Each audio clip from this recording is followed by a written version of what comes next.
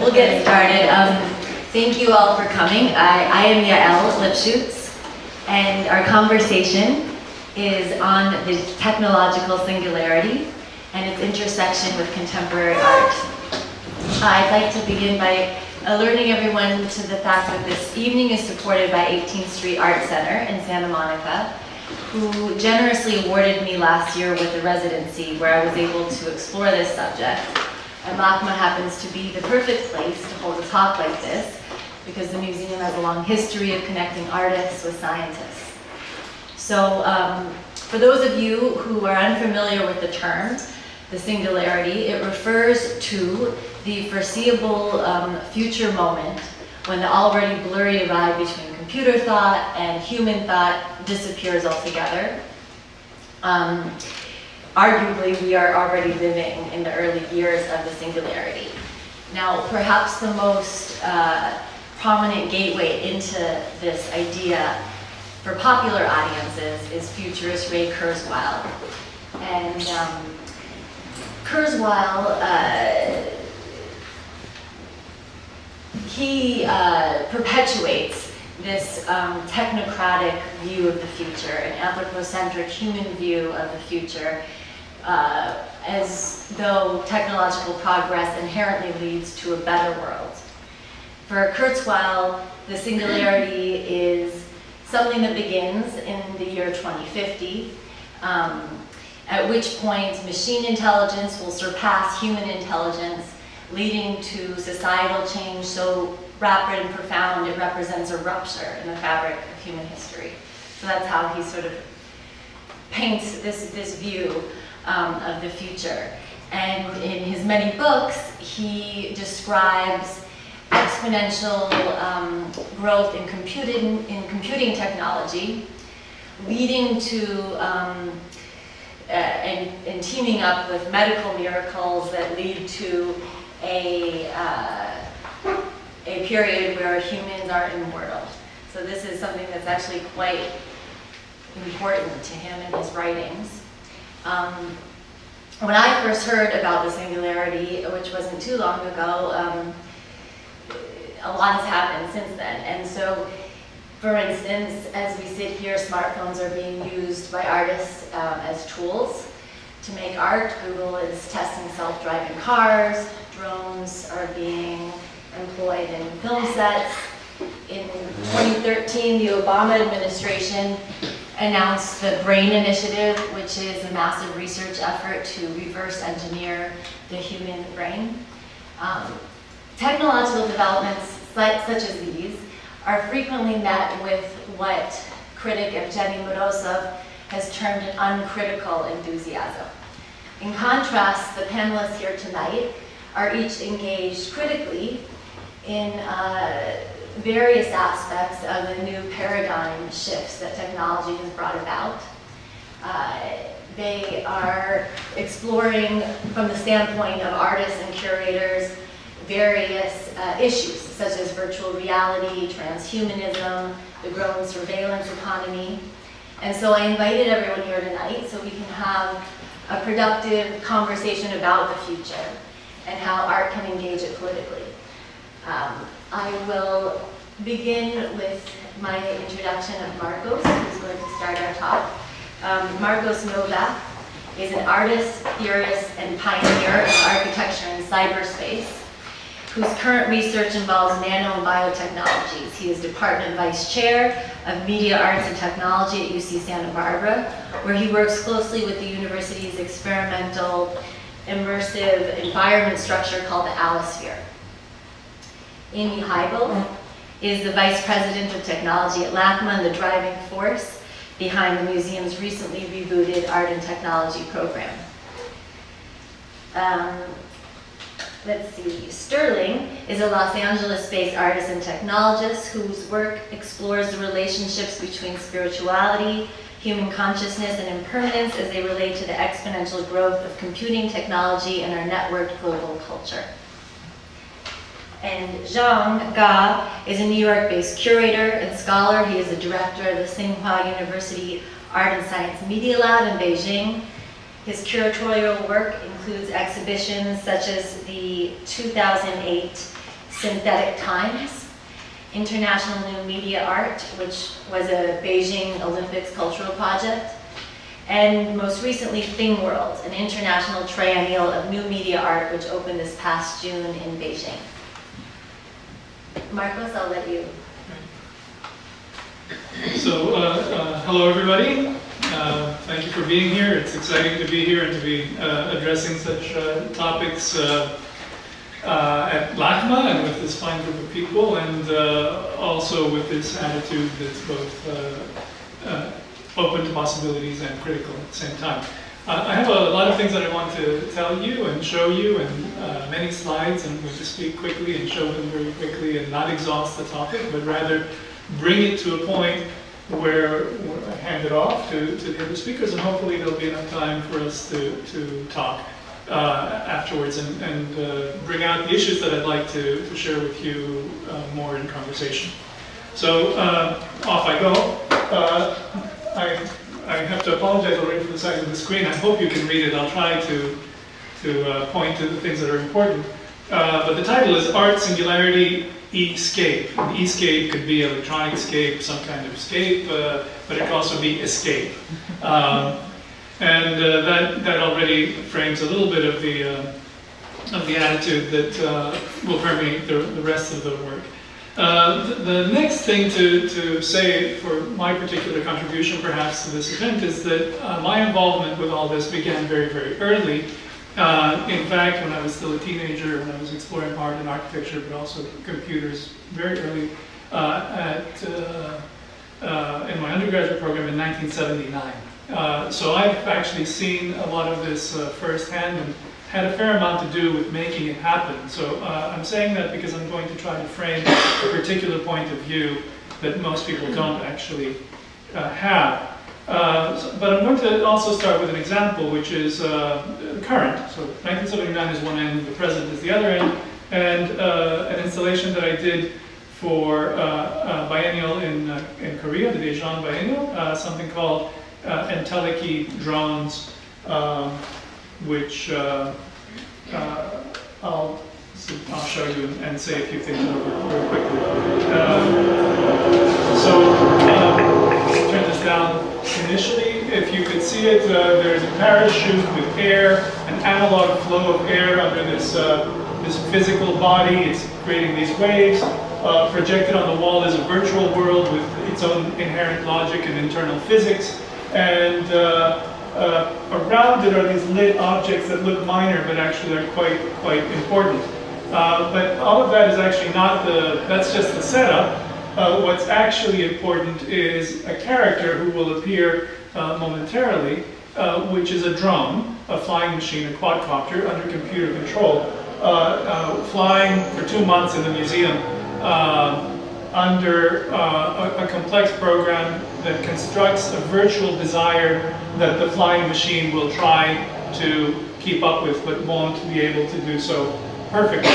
In order to do that in the museum, we had to install a complete sensor system and an 18-channel sound system and computers and devices and all sorts of things. The whole apparatus of a technological work of art and the sensibility that we're actually talking about. But in the piece, there's a great deal of physical computing and actual precariousness and the possibility of something crashing and references to the real world. The sound space is actually a map of the Earth, north and south being the rich and the poor, east and west being the east and west, and the history of civilizations and empires. And the secondary information, which I'll show a little bit again, those little lit things that look on the floor, constitute another level of exhibition that's very small. They're these tiny little containers with light that you can only see if you get on your knees. So you can come to the show and see the big thing and miss the show, which is actually also the small thing. So there's a shifting of focus. I'll come back to this. Okay, a first pass. I direct something called the TransLab, which is a similar space with tracking and devices in which we make virtual worlds. Here you're seeing something called artificial nature, which is a kind of artificial ecology with evolution, etc. And in front of it, you can barely see it, but there's this exponential curve which is the same exponential curve of the singularity. There's a whole construct that I'm not going to be able to tell you about called transvergence, which is what we're trying to do. And it's the translab, it's transvergence, it's related to transhumanism. I've met the transhumanist people. There's a kind of relationship, but there's also a difference that I'll try to reveal to you.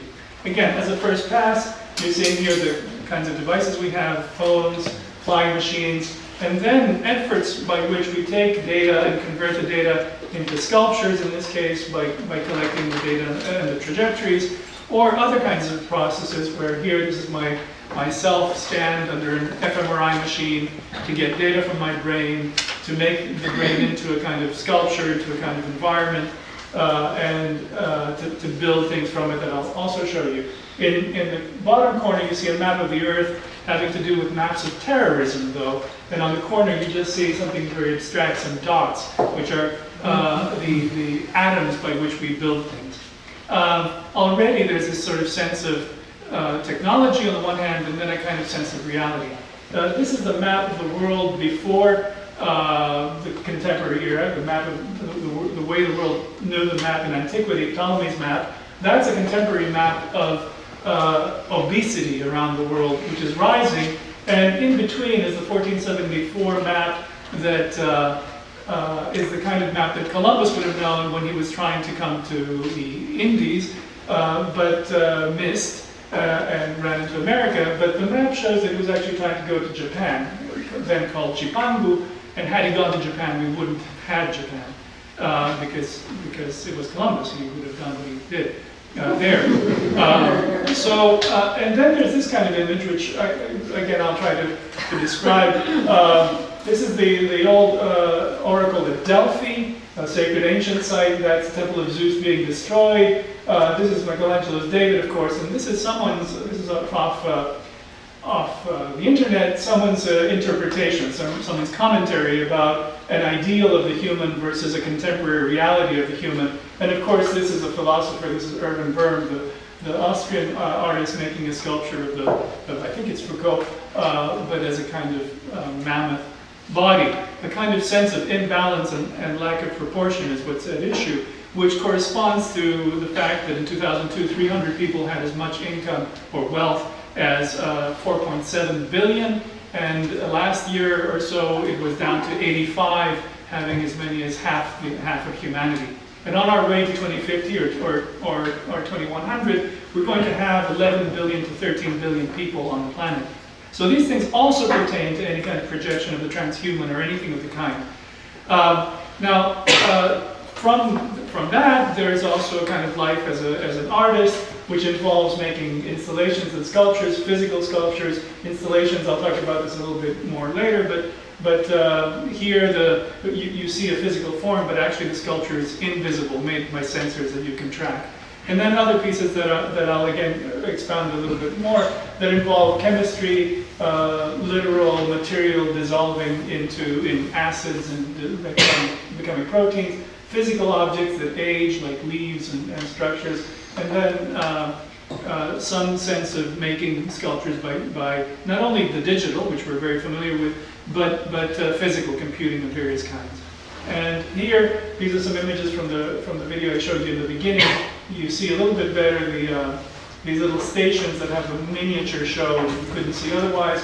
And on the other hand, here you see a rendition of blood cells, and here the charging device for the machine actually looks like an IED. It looks like it was an improvised explosive device, and is an explicit reference to surveillance, war, terrorism, and all the kinds of things that are the parallels of any kind of attempt that we might make to become trans anything. Second pass, a context. Where am I coming from? So I teach at UC Santa Barbara in a program called Media, Art, and Technology. We combine art and music and computer science and engineering and architecture and psychology and film studies with, on the other hand, chemistry, molecular biology, molecular chemistry, material science, and theoretical physics. And UC Santa Barbara just won another Nobel Prize for physics. It's pretty high grade, high everything. And we mix this all into one place, and we try to make people actually be both artists and scientists and everything at the same time. I direct something called the Trans Lab, this thing that's called the Translab. You couldn't possibly read this. It has to do with transformation. It has to do with how transformation leads to speciation, the origin of the species, which is what Darwin actually was interested in. And it's inherently transmodal, so it's sound, it's form, it's robots, it's everything. So a kind of project that belongs to that is myself having my brain scanned at UCLA. This is my brain, how do you do? Making my brain into a virtual environment, making it into an architectural proposition, feeding it into this thing called the allosphere, which is this 3-story high sphere that is an anechoic chamber. It looks a little bit like the X-Men. This is the building we're in, and at the corner over there you'll see there's a kind of cube, and in that cube, which is quite big, it's 4 stories high, there's a sphere, and in that sphere there's a bridge, and there are sensors and speakers and all sorts of devices, and you stand on the bridge and you can make anything you want or know how to make as an environment. It's stereoscopic, you wear 3D glasses, it's stereoacoustic, it's got 3D sound, it's got whatever sensors we want to bring in, and it brings together art and science and physics and basically everything. And I can't show you all of that. I'm going to back up just a little bit. This thing intersects at some point with Kurzweil. And so this is Kurzweil actually making a point and using my brain and the allosphere to make that point. So which is to actually study the human brain. Oh, sorry about that. Come on. Click. Which is to actually study the human brain itself. We can look inside now with brain scanners and see connections between neurons, and see how they're organized, see how they're wired, see how they fire, see how they create new connections as we learn material. The spatial resolution of brain scanning is growing exponentially. It's doubling every year. It's another example of the exponential progression of information technology. So, okay, so we cross into this. We cross over. We make tools. We're engaged in all of that. We have projects about analysis and synthesis and all sorts of strange mathematical things. Fine. Third pass, artistic works, and how do they intersect our topic tonight? I've had the good fortune to be part of the Venice Biennale, I think 5 times now. I'm mentioning a few here in various kinds of ways. In 2000, I represented Greece, where I come from, with something called Invisible Architectures. And I helped organize the first international conference on cyberspace. I wrote an essay called Liquid Architectures in Cyberspace that is behind a lot of the architectural things that are happening in the world right now, is known as parametricism. And was one of the early people wearing these funny head-mounted displays in 90-something, way before the Oculus Rift was even a dream, and having all the world's TV stations come over, something I had, what was called the Reality Lab, in which, among other things, if I could control my video the way I would like to, this way. So, yeah, that's the problem with this setup. Among them, there were things like making the world's first immersive 4-dimensional space, which eventually looked like this. You probably can't see it. They're really quite spectacular 4-dimensional geometries. And from these very, very abstract things, retrieving things that were early fabrications of physical forms and sculptures that could be quite amazing. Moving then forward to the biological and making propositions for an architecture that you grew, that was called allobiological, that was computed on the one hand, made new materials, eventually fabricated in various ways. And then strange other kinds of things, like how would you take any medium and convert it into any other? So sound made into architecture, or mathematics made into sculpture, various kinds. These I can just go through. You can just see them. Eventually, they collide with material science and fabricating things out of particles. They get fabricated again, and something starts shifting. So this is where I'm trying to go to. Something starts shifting because there's a problem with that proposition, and it's a problem of attention. So This is a series of installations that began in Istanbul, went to the famous Biennale, went to various museums around the world, eventually came back to California, and they involved starting to build the invisible. These are just gallery images from various installations, but here you can see me interacting with this cube, but the sculpture itself, the actual content of the interaction is not the physical material or the projection, but actually an invisible space that I have to pay attention to as if it were a form. And from that, there are variations. This is the Venice variation.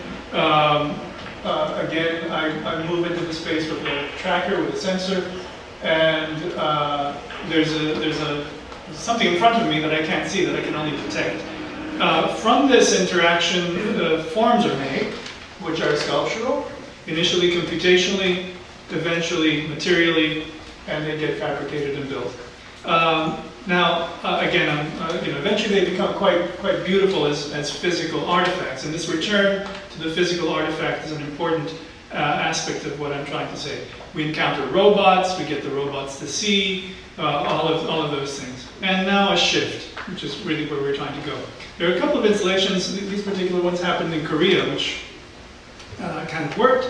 If I try to explain these at all, you would see, if you could read the tiny, tiny little letters, that there's a reference to the temple of Zeus in Egypt, and then Ammon Zeus, and then also something about amino acids and strange chemistries. And I can't explain amino acids to you. You're made of them. You need them. If you don't eat them, you'll die. So there's an installation that is made of the scientific information of how amino acids connect. Those are turned into geometries. The geometries are turned into parts. The parts can assemble, and when they assemble, they constitute a kind of physical computing.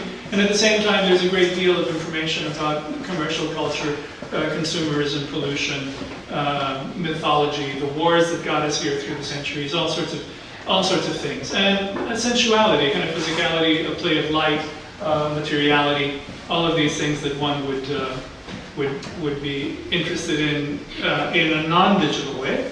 And then this kind of impossible image to detect, which is actually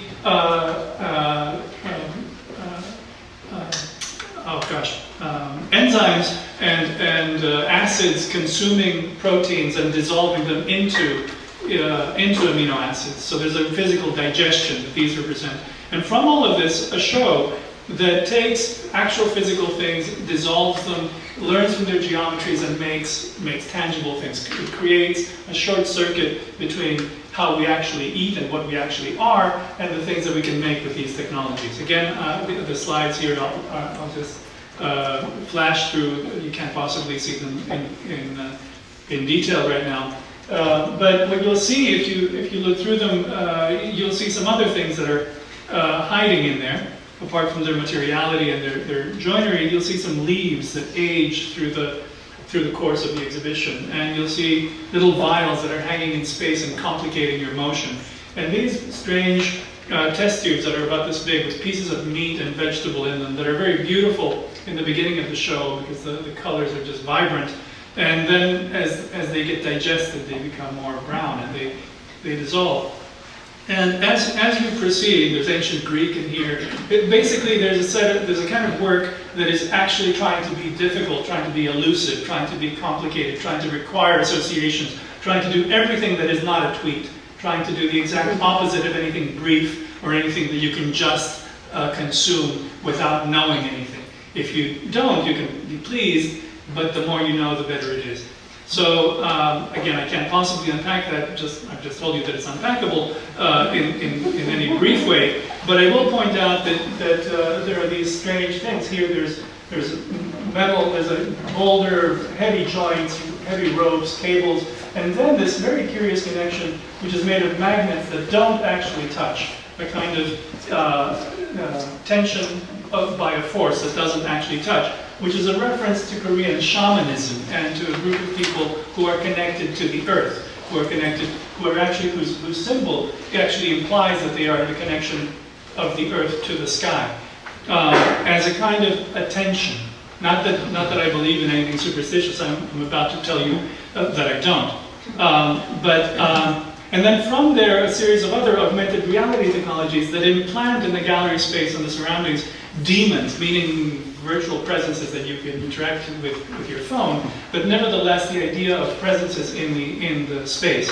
So to bring this to the close for what I'm going to tell you now, there's a singularity, but a singularity, what you have to think of is of a vector of the singularity, and you have to ask yourself from where to where. And there's the question of attention. Where is the attention directed? Are you directed to the world or away from it? And there's the question also of superstition. Like, is it actually a matter, even though it's technological and scientific, is it actually lucid or is it actually the opposite? Is it a fantasy? And the proposition I would like to put forward to you is that actually the singularity, on the one hand, is extremely positive. We have to get off the planet, we have to build machines, we have to get as smart as we can, no problem.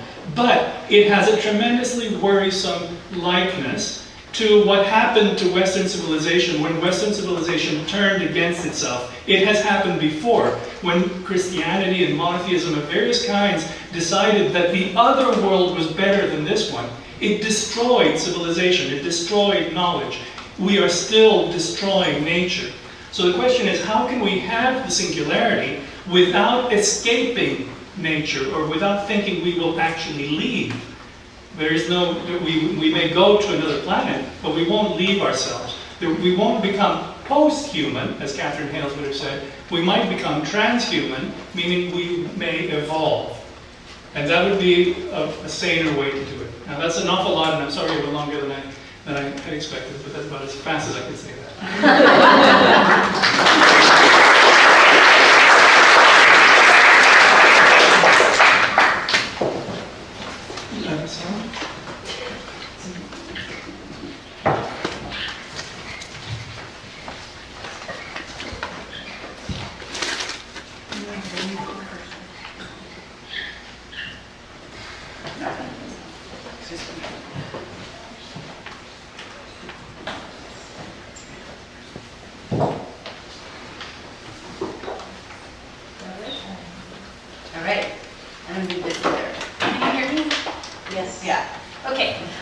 So again, I'm not a curator. I oversee technology here at the museum. So when Yael put the question to me, what's the relationship between art and technology in the age of singularity and where is technology headed, I couldn't answer it because I spend too much time with practical applications of technology to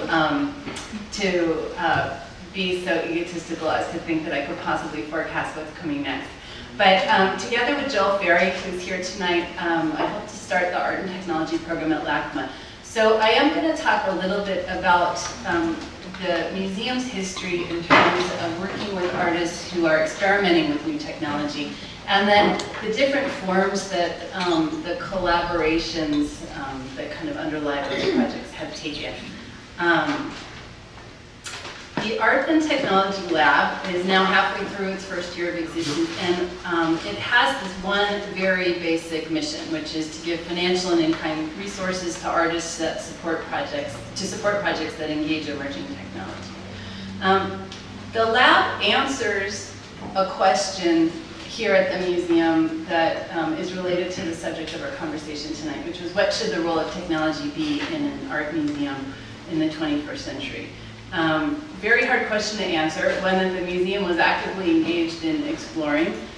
Technology has transformed pretty much every aspect of what we do and how we do it, as it has in so many other settings. And it's brought into play questions about the very identity of the museum and its role, and what happens here within its walls. So we were kind of thinking about this and getting overwhelmed, and I wanted to find the right position in between blind enthusiasm, which is pretty much manufactured by the capitalist economy on the one hand, and paranoia and resistance on the other hand. And I don't just mean sort of literary expressions of paranoia and resistance. I actually need people coming into my office with very superstitious ideas about what their smartphone is doing, or putting crystals next to their computer because they think it's taking over their brain. So I could see firsthand how much people are trapped in this kind of pinging back and forth between this feeling of great promise and being on the cusp of some really important change and feeling absolutely anxious and overwhelmed. And the lab was our answer to that. We thought what we do as an art museum is to look at everything through the lens of art and artists, and we should regard technology in the same way, which is just to say technology is a raw material.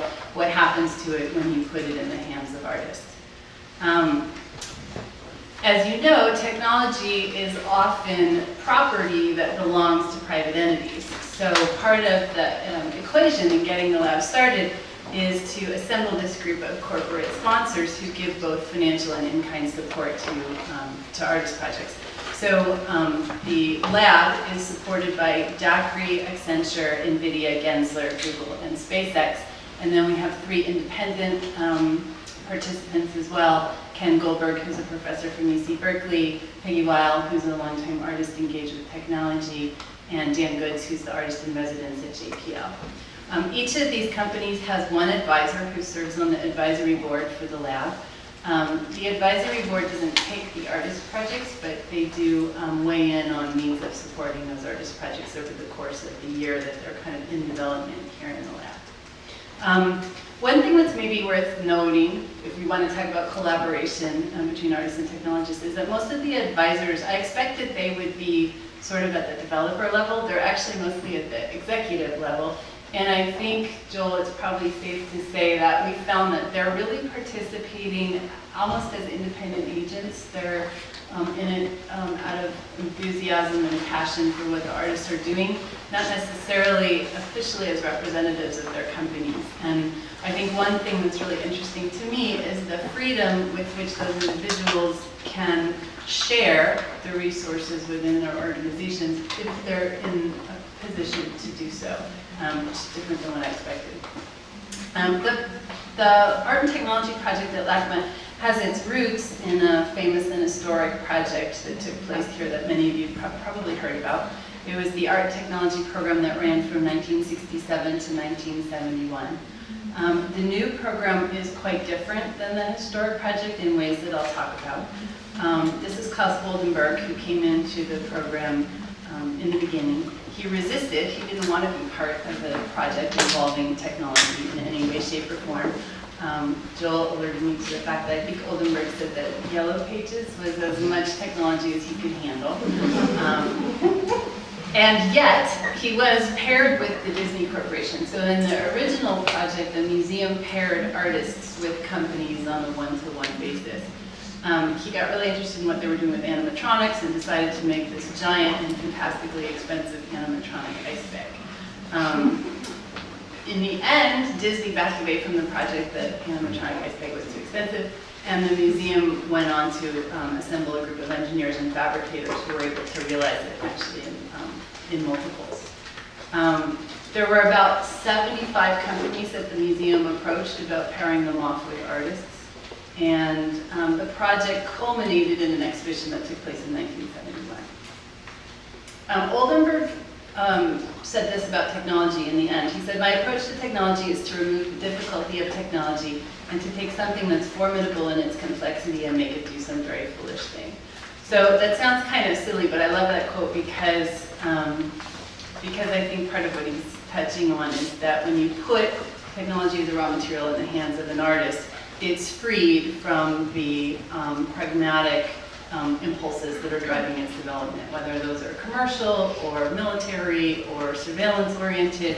And I think artists are uniquely placed to tease out some of the potential in those technologies that nobody else maybe has thought about, and introduce questions about culture and free people up to play with something that can be fairly anxiety-provoking.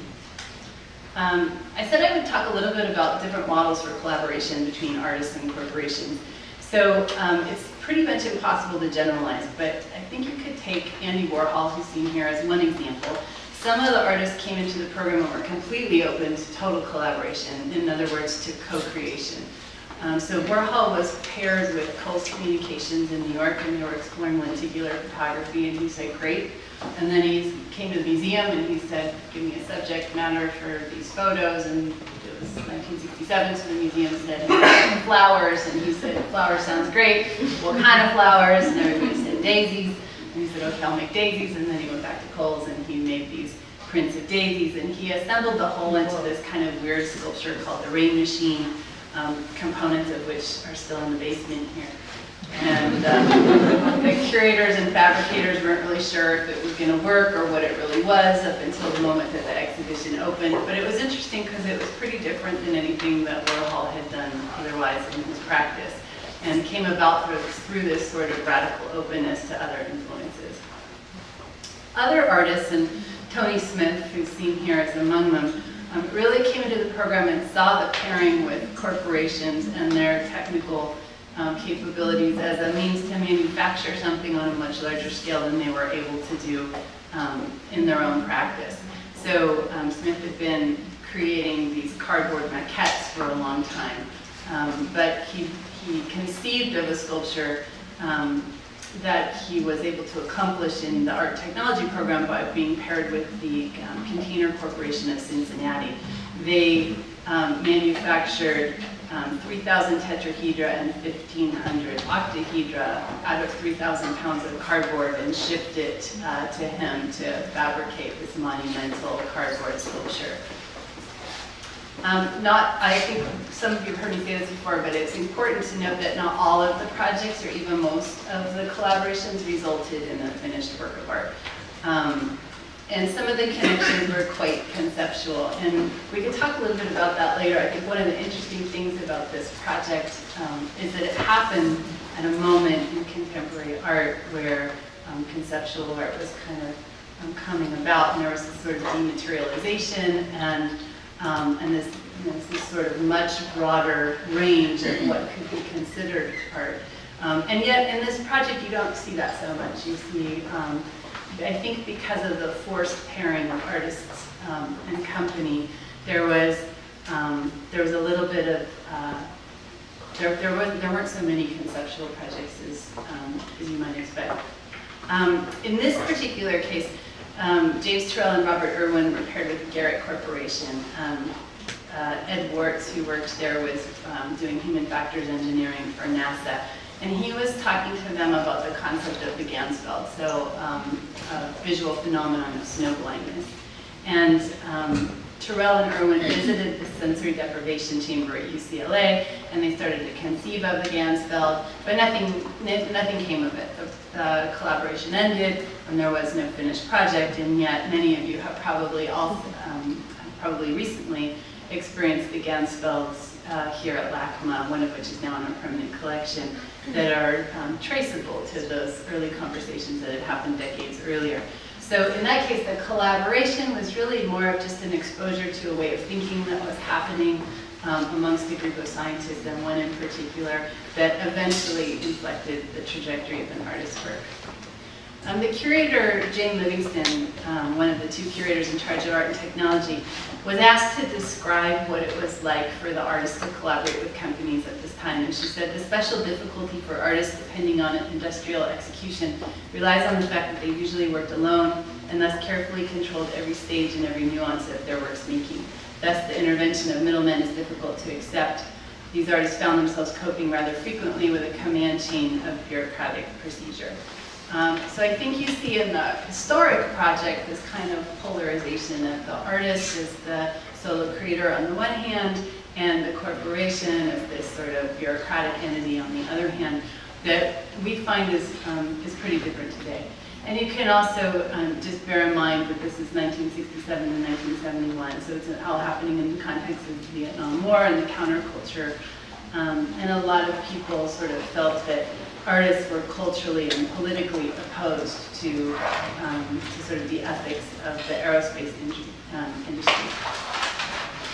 I'm not going to ask you to look at this in any detail, But if you have a chance, Joel dug this up. It's a chart that Goldenberg created. He suffered quite a bit in collaboration with a corporation, and he tried to describe the origin of that suffering, and he found it to be very awkward. I think this is kind of this great artifact. It says the artist in his studio was intolerant, impatient, static, rigid, forward-looking, uncooperative, impulsive, vindictive, paranoid, drunk. The artist in a collaborative situation, by which I think he was thinking primarily of an artist in collaboration with a corporation, has to be tolerant, patient, mobile, flexible, outward-looking, cooperative, restrained, deliberate, forgiving, self-effacing. Again, I think one of the things that's happened today is artists and technologists are much closer together for all sorts of reasons that I won't attempt to capture right now. But I did just put together this short list. I think there are still some differences. The traditional corporation is large, formal, goal-oriented, profit-driven, practical, and often acting on behalf of stakeholders. Artist projects, on the other hand, are often led by individuals or small collectives. They're informal. They can be process as well as goal-oriented. Sometimes, and we actually favor projects that are more process-oriented, less fixated on a finished work of art, more interested in exploration and iteration. Artist projects can be driven by impractical purposes, aesthetic, intellectual, political, cultural, or other considerations. And the artist, as opposed to the corporation, which is acting on behalf of stakeholders, is often independent and acting autonomously. The interesting thing is we see in the advisors that they aren't necessarily acting on behalf of their corporation. They are often acting as entrepreneurs or as individual, curious individuals who are interested in sort of supporting the artist process. There is this sort of fertile middle ground, which I would characterize as a place where both the technology entrepreneur and the artist sort of come together around values like imagination, experimentation, complexity, iteration. And I think when these collaborations work, that's some of what we see driving them. They don't always work. There are also some real points of sensitivity. One of the things that the museum in the original project and the current project goes to great pains to do is to protect intellectual property and the artist as the creator of the work. So the company and the artist are not co-creating. The company has experts who are advising or providing in-kind support to the artist. But we have spent a lot of time developing the contracts and release forms that protect the artist in that equation, and we'll publish them at the end of the year. I'm going to talk a little bit about the artists who are currently in the lab. At least one of them took as her point of departure the original art and technology program. There were no female artists who were invited to participate in the original program, which is a point that the museum has been painfully aware of. This is the cover of the report on the art and technology program, and there are no women. So Anina Roost is a professor at Syracuse University, and she came to the museum. She met with some of the curators and the advisors. She also, we try to act with the same transparency that we ask of the companies. So she met with our archivist, she dug around in our databases. She came up with some great artifacts, including this picture, which, if you can't see it, is a group of protesters at this museum in 1981, and they're wearing masks of Maurice Tuchman's face. He was the other curator, the one who initiated the art and technology program here. They're protesting a different exhibition, which also did not include women artists. But anyway, she got interested in the underrepresentation of women in technology and in the art world. And what she's doing is a project called A Piece of the Pie. I've got a URL here. She's documenting the project. We really welcomed a proposal that took an openly critical stance toward the participating corporations and the museum, and wanted to explore cultural issues coming out of the sort of corporate sector. She had debuted an earlier version of this project. She uses a robot to print data visualizations, pie charts on edible pies. The pie charts represent gender statistics in the art and technology world. The pies she bakes herself, and apparently they're very delicious. She was using a kit robot, and with the grant from the museum, she's been able to experiment with some more sophisticated robotics. So here she is in her studio this summer on the East Coast, where she's trying out some new robots and seeing what she can do with the software. But the intention is to install the robot here in the lab in the spring, and the robot will have a social media channel where the public can interact with the robot and have pies mailed to locations that are associated with the statistics being represented in the pie charts. And she sees this as a form of feminist protest through data visualization, something that she sort of traces a history of in a blog post. So we've asked the artists to really focus on transparency, on open source in the broad sense, so in exposing their methods and their considerations and documenting each stage of the work. We don't care that much if there's a finished work of art at the end of the day. We care more about the process and about the opportunity for other artists, technology developers, and the public to kind of see what they're up to. So in the call for proposals, we asked, how does your project offer opportunities for public engagement, and does it produce data, models, methods that are of use to other artists and technologists? When we announced this grant, by the way, we got 467 proposals in 6 weeks for 5 awards, so the competition was stiff. Another artist who came into the program is Taeyun Choi. He's partnered up with another artist from Korea, Yurun Kang, and they're doing a project called In Search of Personalized Time. They have a GitHub for the project, and it's documented on our website as well. What they're doing is they were interested in how global capitalism has created a global network time, and how we all live on this 24-hour clock that's reinforced by the computer networks that govern our lives, and what would happen if people were able to assemble themselves into independent communities that chose to measure their hours and their days differently. They met here with Max Maxwell, who's one of our advisors from Google. Max talked to them a little bit about advanced systems engineering at Google and some of the algorithms that they use. Taeyun and Rune are both software developers and designers. They also crowdsourced aspects of their project. So here they are in the lab. They did a workshop where they had people come in. You can see some of their brainstorming documents on the wall around the corner, and create cardboard prototypes for alternative time measuring devices. And one more artist I'll mention super briefly is Tavares Strawn, who's from the Bahamas. He has an umbrella project called the Bahamas Air and Space Exploration Center. He had proposed to create glass rockets powered by alternative fuels that he would launch in locations here and in the Bahamas. But we introduced him to the chief executive at SpaceX and took him out to JPL, where he was able to see some of the data coming from deep space missions there.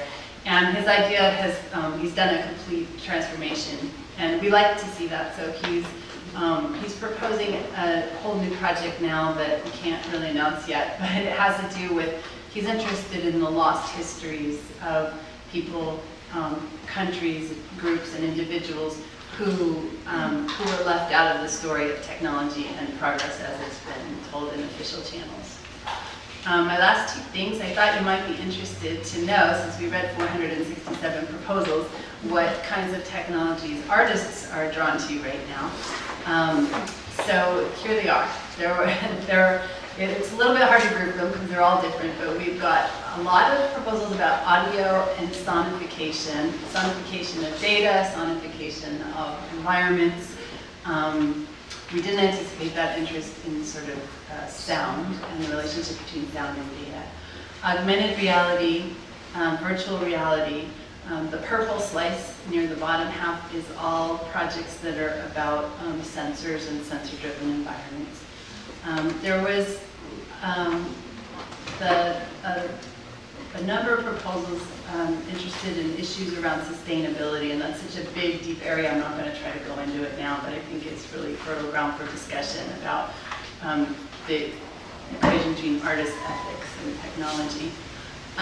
The orange slice is drones, the next blue slice is 3D printing. I'm astonished by the number of 3D printing proposals we got.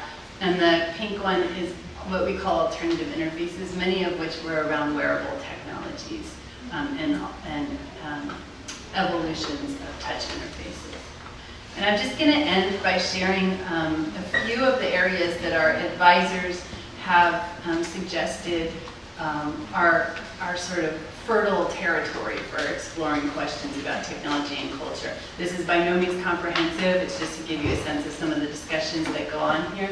But they've mentioned the Internet of Things, advanced connectivity of devices, systems, and services, and its effect on the meaning of work, communication, ownership, efficiency, and productivity. Issues of surveillance, of course, collective insight and behavior tracking, wearable devices and biological data, and issues of self, privacy, and the public that come up around those things. Expanded notions of perception as devices connect the body to alternate realities. Our changing sense of memory and capacity, what it means to have memory and capacity that's superhuman. The uncanny valley phenomenon in computer graphics, VR, and robotics, and what we've called ecosystems, ecological equality, landscape, and sustainability issues. So I'm just going to stop there.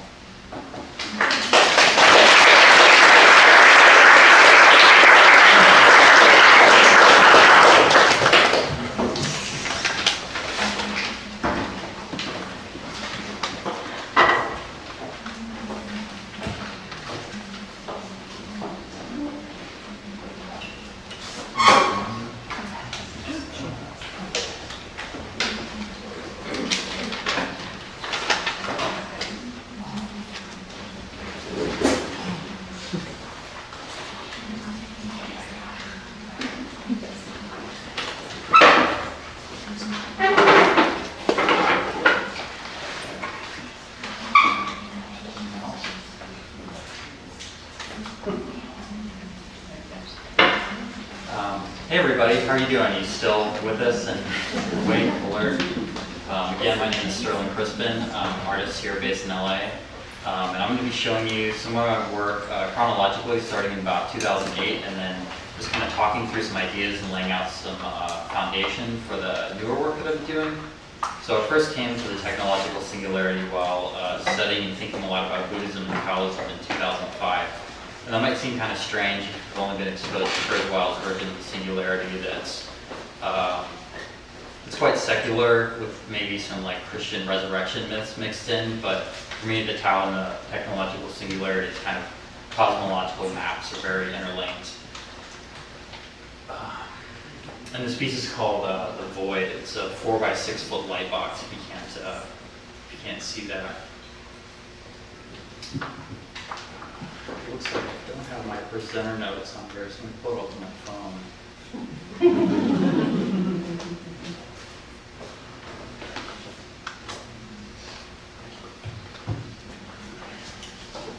The Tao that can be told is not the eternal Tao. The name that can be named is not the eternal name. The unnameable is the eternally real. Naming is the origin of all particular things. Free from desire, you realize the mystery. Caught in desire, you see only the manifestations. Yet mystery and manifestations arise from the same source. This source is called darkness. Darkness within darkness, the gateway to all understanding. That text was from the Tao Te Ching written by Lao Tzu 2,600 years ago. And if you haven't read the Tao Te Ching, it's a very concise and beautiful piece of text, and it's really a gem of human culture that I suggest everyone go and read. It's a big influence in my work. This piece is called Omega Point after Pierre Teilhard de Chardin's theory that the universe was evolving toward this maximum state of consciousness and information that he called the Omega Point. And he wrote about this in the 1950s, which I think is like a clear precursor to contemporary singularity theories in this book called The Phenomenon of Man. Our minds really grasp at the forms around us and try to give them names and box things up and try to make things singular and isolated. And we like to think of ourselves as these sovereign entities that have free will, but I think the world is a lot more complex than that. And in this context, I want to briefly mention Bruno Latour's actor network theory. It's a kind of theory and method of dealing with the world. You really approach things in a non-human centered view and consider the way that ideas and objects interconnect into these hybrid entities. They're both material and ideas, signs, and symbols kind of simultaneously. And everything kind of has agency, from a light bulb to a spark plug to corn, maybe it's a concrete example. You can think about corn and how it's evolved with humans and really hijacked us to spread its DNA and, you know, terraform the earth under its will. And we're really corn's host species. So if you think about the world from corn's point of view, like nearly every industrial food product has corn in it. And if you think about the kind of distributed intelligence and agency that corn has, it's immense, and it's really winning the battle at this point. We're very deeply entangled with it, and it's this kind of like natural, cultural hybrid thing that's beyond just a plant. Michael Pollan has talked a lot about this in his book called The Body of Desire. You can check out if you're more interested. But I'm more interested in that as a kind of whole analogy for thinking about technology as this living organism that's distributed across the world, and it really needs us to reproduce and to survive, and it's rapidly changing and evolving and kind of fusing with us. And we're about to see this Cambrian explosion of AI and robotics and these kind of hybrid entities that are software and hardware, and just this blurring of all that. And Kevin Kelly talks a lot about this in his book called What Technology Wants. His key points are that we really need to align ourselves with the goals of this long evolving organism so we can capture all the fruit that it's going to bring to bear over time. And this piece is from a larger body of work where I was exploring the kind of transformation from human to post-human or transhuman. So over the series of works, these portraits kind of become more filled with light and less physical and kind of more digitized.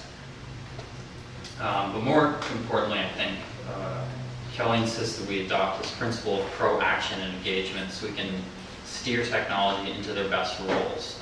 This is to avoid what Heidegger calls the supreme danger of technology, which is to allow it to become determinant of its own truth. And I don't know if you can read all of this, but basically the concept is that we need to avoid being transfixed to master technology as a tool, and rather listen to the way that technology is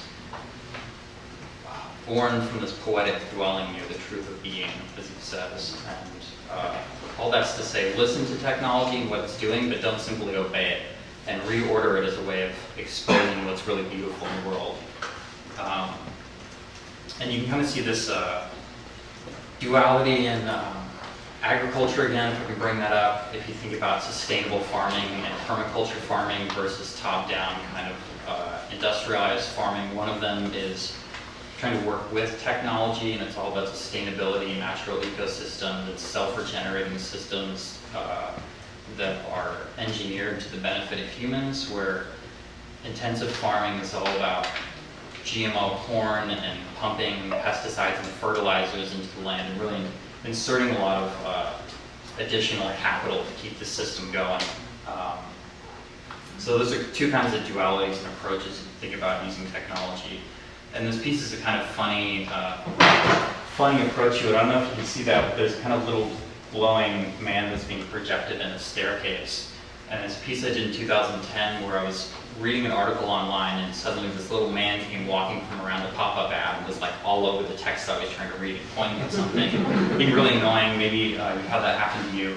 And I just thought, like, how funny this is. You know, it's this kind of like really stupid AI that's just like invading my world. And this was a year before Siri came out, and I was kind of imagining before all of that, these AI assistants coming in. And so you can kind of imagine this guy being GMO farming.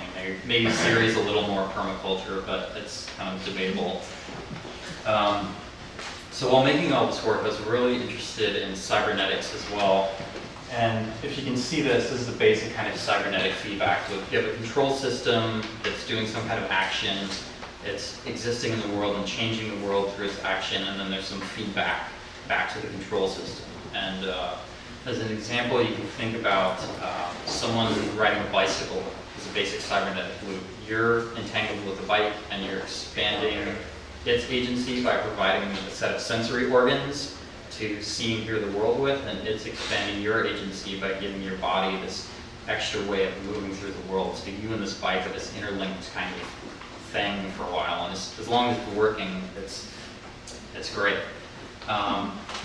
So I became really interested in that, and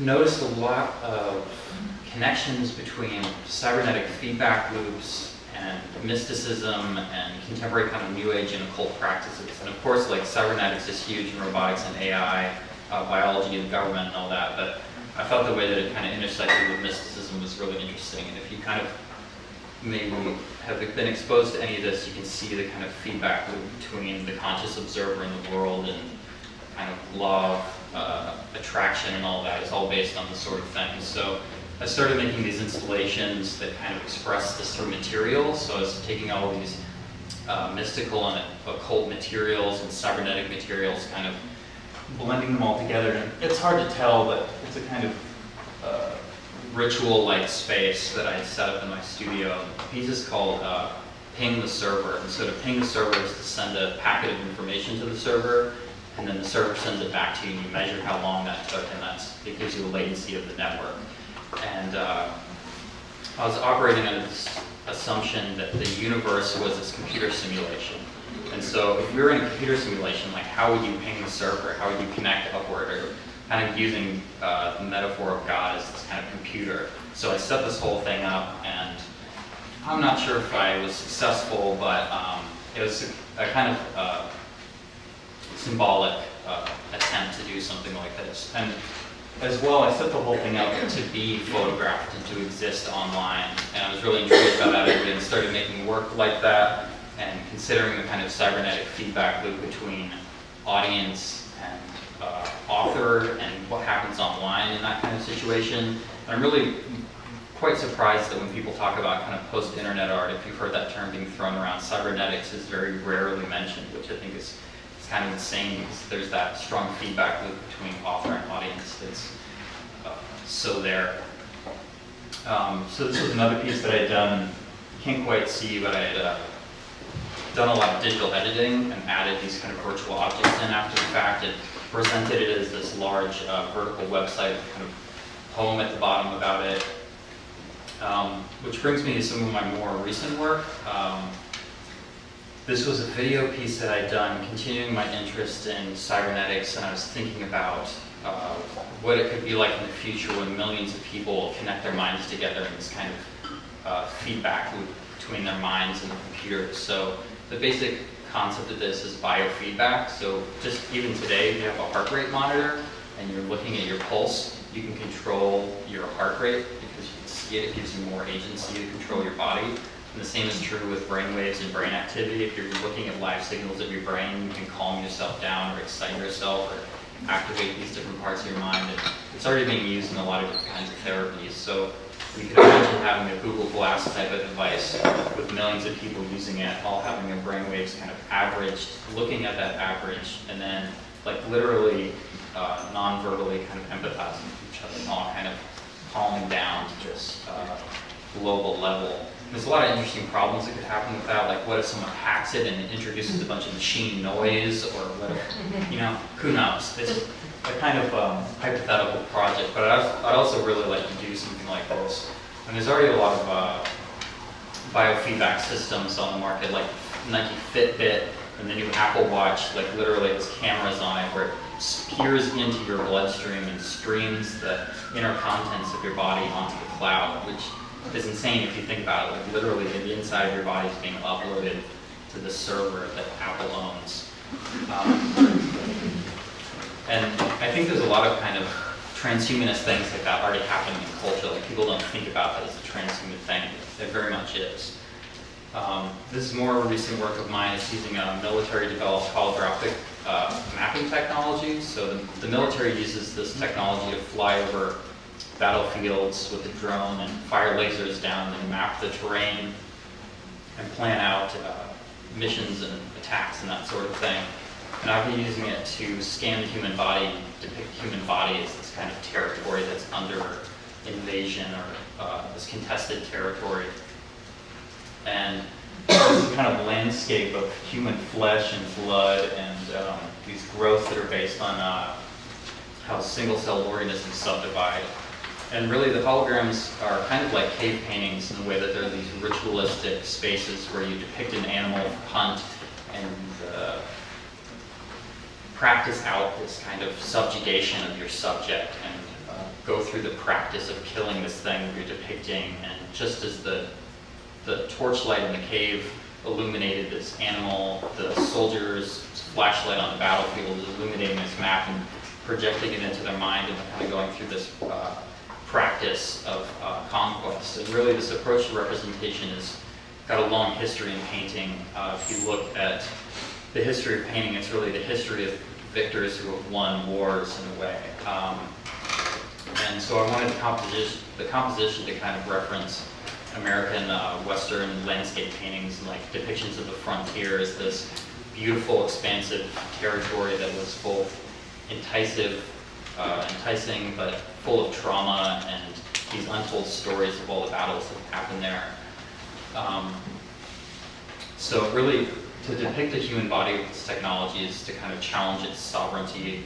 And we're under constant bombardment from, corporations, from the NSA, from governments, all trying to measure and predict our behavior. The title of this piece is Psyche. It's the mind, the soul, the inner spirit, the body transfigured by the mind, the body as a kind of material extruded through the mind, and as well as a kind of digital human expressing its genetic information. And the next generation of privacy invasion is really, like I said, the pirating of our bodies. It's the measuring of our bodies, quantifying all of our biorhythms. And the biometric tactics are really no longer reserved by like border police and these huge entities.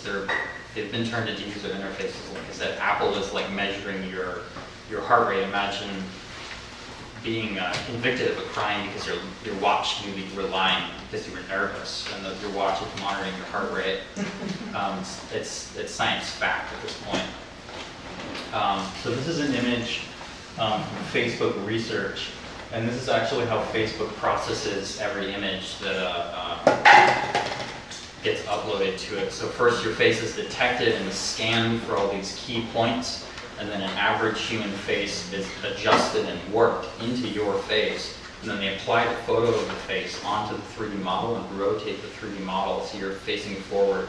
They also scan your body position and make these 3D maps of you, and the image on the bottom is a face being fed through a 7-layer deep neural network, which is the kind of machine computer structure that's built on how the human mind works. So kind of take that in for a second and soak that in. Every photo that's ever been uploaded to Facebook has been 3D modeled, and there's this huge database of your face and everyone you know, like floating around in Iceland somewhere. It's insane. So facial detection is typically done by using machine learning algorithm to scan through thousands of faces and build a statistical model of what constitutes a face, and then you use that to scan through images and isolate faces within the images. So this is an image of that happening. It's a Haar cascade. And I've been using these same facial detection algorithms combined with genetic algorithms to evolve faces from randomness. So you can see that happening along these images. And I'm really doing this to make the invisible power structures that I just was talking about visible, and reveal the way that these systems are trying to subjugate us and lock our identities down and classify us. And it's really like a system of control. So these are some images that Facebook has positively identified as human faces that I've then re-uploaded into Facebook. And this is one of the first physical masks that I made from the project. So it's a 3D print of this evolved face, this machine face. And the goal of this project is really not to defeat facial recognition or become invisible, but to show the machine what it's looking for, and to kind of hold a mirror up to this all-seeing military eye that's gazing at us. I'd like to end with a brief quote that's, we see the world not as it is, but as we are. Thanks.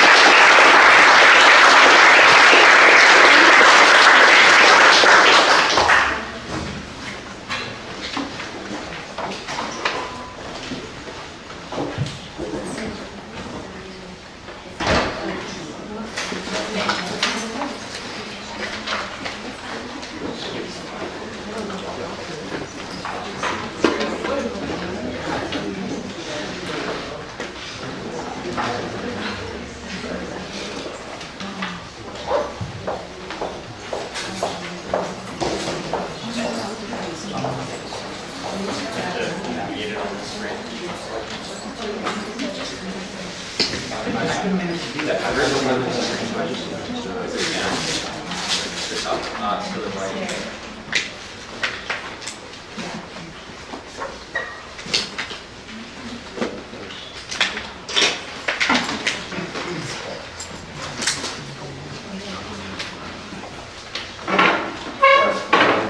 Quick, I think it's a wonderful presentation. As a curator, I think my main concerns are more sort of fundamental questions. What is technology? What is art? What is the relationship in the moment in history between art, technology, and humanity? And what really has changed? What constructs time and space, and all sorts of questions. So I'm going to just read out a short paper that I wrote for this occasion. There's 3 exhibitions that I curated in the National Museum of China for the last 6 years. It's an international kind of New York. So as a background, you can see some of the images, and there are extensive documentation online at mediaartschina.org. So, Kurzweil's singularity is unlikely to come anytime soon. But one thing is for certain. Signs of post-humanity are ubiquitous. Recent critical reflections along the lines of Gilbert Simondon and speculative realism provide an alternative discourse framework for grappling with the anxiety brought about by this post-human condition, presenting the dichotomy of culture and nature, subject and object, opening new pathways of understanding humanness and its ever immediately felt technological surroundings, meanwhile suggesting cultural and political implications on an entirely different horizon. The post-human condition, according to Carol Wolf, is a historical moment. It comes both before and after humanism, before in the sense that names embodiment and embeddedness of human being in not just its biological but also its technological world, the prophetic coevolution of the human animal with the technicity of tools and eternal archival mechanism. It comes after in the sense that it names a historical moment in which the decentering of human by its implication in technical, medical, informatic, and economic networks is increasingly impossible to ignore. The post-human condition is a technological condition by which life forms of other orders are swiftly inserting their irrefutable presence through test tubes, genetic modification, in vitro cultures, tissue engineering, and the imposition of clones, hybrids, and cybrids, while at the same time enabling emerging types of species, sentient machines, and emotive apparatuses, giving voice to otherwise reticent things of different types and sorts through technological mediation. The post-human condition is also an environmental condition in which an overdraft of nature has resulted in ecological disruptions and climate anomalies, such as ozone holes, deforestation, acid rain, oil spills, and radioactive plumes that are manifestly present at hand, to use a word from Heibel. A kaput order on a planetary scale. The post-human condition is furthermore a condition of the crisis of representation, whereby the postmodern identity, agency, and signification are called into question as a result of the dissolution of the specific and the particular of the analog, the model, through the generic and the universal of the digital. We must heed the necessity of the decentering of the human as the new awakening of this epoch. Thinking about decentering the human, i.e. anthropocentrism, therefore is a recognition of a multitude of subjectivities, an acknowledgement of subjects rather than the human subject, and to go back to the things. The philosophical implication of the notion of singularity is, as Bernard Stiegler articulates in Faulted Prometheus, Techniques and Time, quote, "There is no difference at the origin, but originally equality." Quote, "Singularity that marks the very beginning of matter and energy, space and time. And from this single, infinitely dense point, a state of pre-individuation all emerges." The recently rediscovered French philosopher Gilbert Simondon sees things as three different beings: physical being, technical being, and psychic being, with differences only in degree but not in kind, originating from the state of metastability as pre-individuation, a state claimed by thermodynamics that transcends the classic opposition between stability and instability and is charged with potential for becoming. Simondon writes that physical beings are rocks, sands, crystals, and all mobile things in general, while psychic beings encompass beings capable of sentient abilities, among them animals and humans. But, quote, the difference between the physical individual and the living individual is that the second entertains within it a metastability, while the first has become stable and has exhausted its potentials. Quote. A particular interest here with regards to the prevalent view of technology as an estrangement to human essence is the Simondonian clarification of the technical being. Quote, the technical object, insofar as it was invented, thought, and willed, assumed by a human subject, becomes the support and the symbol of this relation that we would call trans-individual. Through the intermediary of the technical object, an interhuman relation, that is the model of trans-individuality, is created. The object that comes from technical invention bears with it something of the being that produced it. One could say that there is human nature in technical being, in the sense that the word nature could be employed to designate what remains original, anterior even to the constituted humanity in the human. Quote. Extending Simondon, Bernard Stiegler further explicates the origin of human in techniques and time, which folds inside and outside and bends interior and exterior into the reciprocity of humanity and technicity. Quote, interior and the exterior are consequently constituted in a movement that invents both one and the other, a moment in which they invent each other respectively, as if there were a technological muetic of what is called humanity. The interior and the exterior are the same thing. The inside is the outside. Since man, the interior is essentially defined by the two, exterior. Quote. This new resemblance of the lifelike tendency exhibited in technical objects that are pervasive in contemporary experience excites a particular anxiety, as Stiegler warned. Quote, Platonic philosophy is constituted on the basis of an opposition between the intelligible and the sensible. That is, an opposition between the human insofar as its essence, or the essence of the soul, is knowledge, and the techniques insofar as its essence is lack of knowledge, that is, absolute privation of self-movement.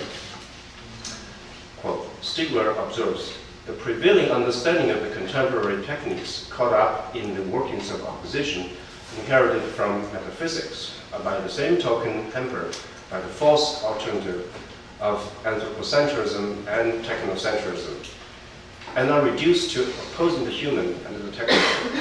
Quote, this severance and antagonism were cautioned by Simondon more than 50 years ago and are still looming large today. Quote, culture has become a system of defense designed to safeguard man from techniques. This is the result of the assumption that technical objects contain no human reality. We should like to show that culture fails to take into account that in technical reality there is a human reality, and that if it is fully to play its role, culture must come to terms with technical entities as part of its body of knowledge and values. Recognition of the modes of existence of technical objects must be a result of philosophical consideration. What philosophy has to achieve in this respect is analogous to what the abolition of slavery achieved in affirming the worth of the individual human being. Quote. New media art is positioned to critically respond to these challenges. Under the post-human condition in which technological objects and systems, environments, and force fields proliferate, and ecological crises strike, the Simondonian line of thought injects an intellectual antidote to remedy the psychological trauma of technological alienation and the political burden of an Enlightenment legacy. clearly the path for a much more expanded concept of originality and subjectivity, whereby humans and things, technical or biological, subjects and objects, will align to form a new latitude of word-making.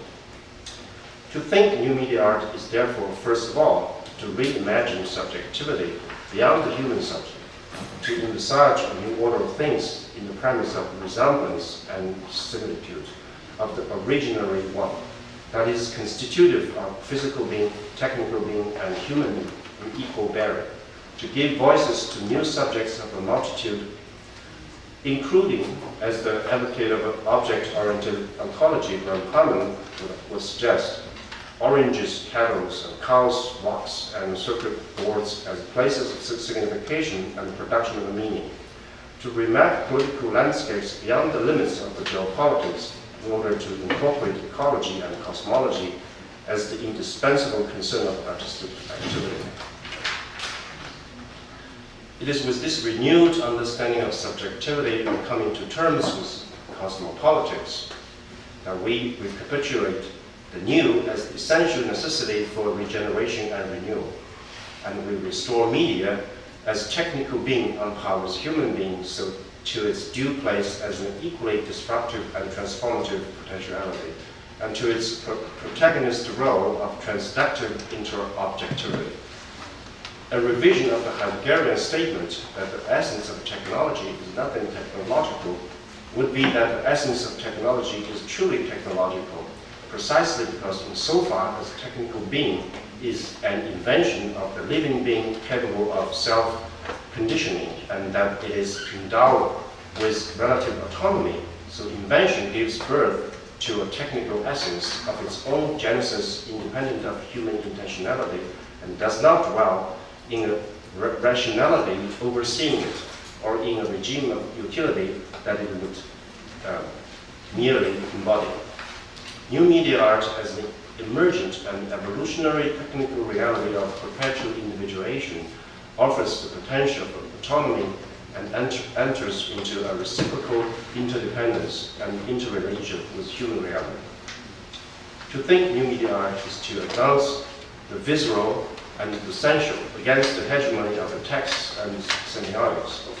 Technological mediation revitalizes a wealth of things so that they jump out and shout aloud to participate in the drama of word making. The sensuality and viscerality in themselves can be immediately brought to life, though their movements may be clumsy and perception awkward. He once again giving a primary locus in lieu of an oculocentric epithetic paradigm predicated on anthropocentric subjectivity and representation. In this endeavor, the alliance of art, science, and technology will join forces of competences concomitantly implicated. This synergy is unprivileged, whereby physical being, technical being, and human being resonantly create ensemble that shares the intimacy of the future. If contemporary art, according to Peter Oswald, is post-conceptual art explicated by postmodern intersubjectivity, then new media art is contemporary art as a proceptional art implicated by the post-human interobjectivity. The singularity is near, only in the sense that it inspires awareness that origin as the singular will approximate the future as one too. This unity of matter and energy, time and space, comforts us as the new basis for a speculation of quality for everything. Thank you.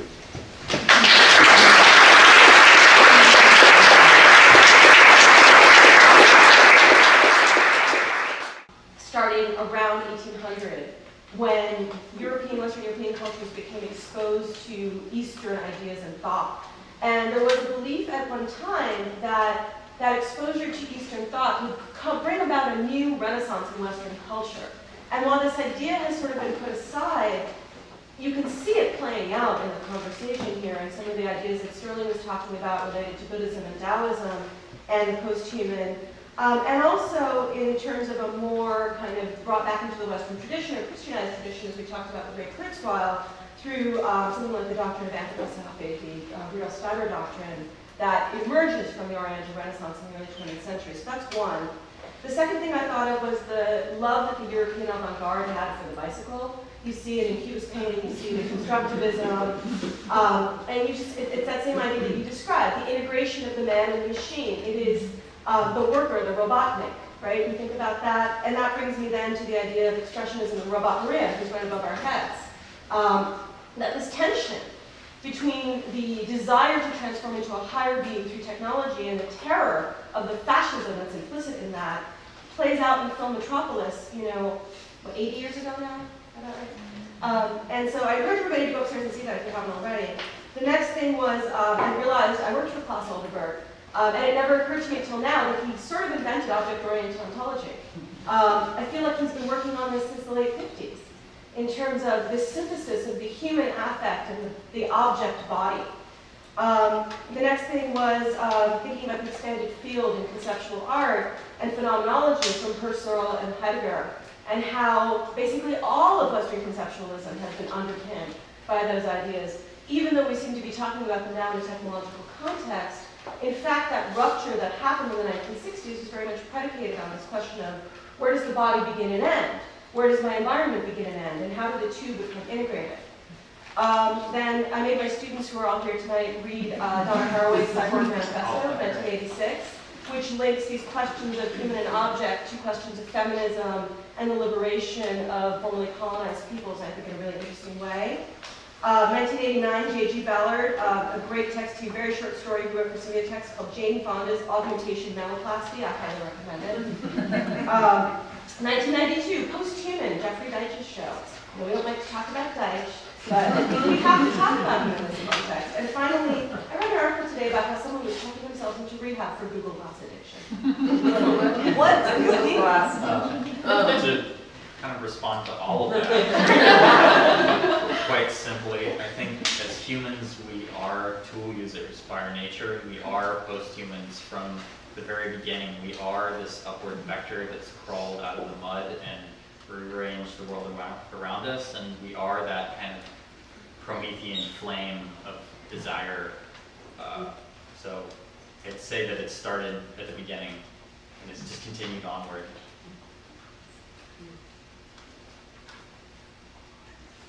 Does anybody else want to comment? But Prometheus was male. What about females? Speak up. I don't know. I'm not a female. I don't know. I don't know. I mean, it's human. It's human beings. It seems like male is a very. It seems to me technology, from its origin, has always been a very male-centered construction that is today imposed upon most women. Although women are trying to emancipate themselves through it as well. So yeah, just a thought. I think that's quite right. Here's the thing, and I'll respond to your comments and also to some of the other comments, and maybe wrap a little bit what I was trying to say. I have this strange privilege of actually being a pioneer, looking up. You know, that's what people say. And I'm in a pioneering program with people who are doing this in the most engaged and interesting way. So I'm on that side. I don't have a problem with it. And it's good to be positive. But there's a funny thing that happens, a funny thought that comes into your mind after a while, where you're trying to be progressive, you're trying to be open, you're trying to be all the things that I think everyone here wants to be. And then all of a sudden you realize that those very things might actually be the opposite. They might be actually the most conservative possible position. So for example, the issue of immortality, you know, the transhuman, post-human kind of immortality, is actually the Christian issue of heaven, if it disengages from the planet. If it doesn't disengage from the planet, then it's Mother Earth and nature and the feminine, and that's fine, that's great. But that's not how Kurzweil is presenting it. And then the issue of the post-human subject, well, that's already happened. And the Supreme Court is on its side. It's called the corporation. It began with Justinian. You know, it began at the end of antiquity, when antiquity was murdered, when the connection of people to reason and nature and beauty and balance was broken in the face of something that was not human. That is a corporation. Trade, right now, like the stock market, is happening at thousands of times per second, faster than any human. And we have an ideology called the market will decide. Well, the market is this intelligence. It's already happened if that's the case. So the real question is, okay, there's some positive and some negative. How do we actually help bring the balance back to the positive things? And what are they? Can we articulate the positive in a way that isn't the anti-human? Because what's happening right now is the anti-human. It's the anti-human, the anti-subject, the anti-beautiful, the anti-natural. It's anti-fish, an anti-elephant, an anti-tiger, an anti-kitty cat. You know, we love the kitty cats, but you know, it's anti-everything, right? So that's what I'm troubled by, because we have all this elaborate apparatus and beautiful philosophies and languages and this and that and the other, and media, but you know, the best architecture in the world is on movies. And you know, I travel, I go to the planet, I see all these places, they're beautiful. We go there as tourists, but we can't build them. We have the power to build them, why can't we build them? We don't have the will. What happened to the will? Well, the stock market took it.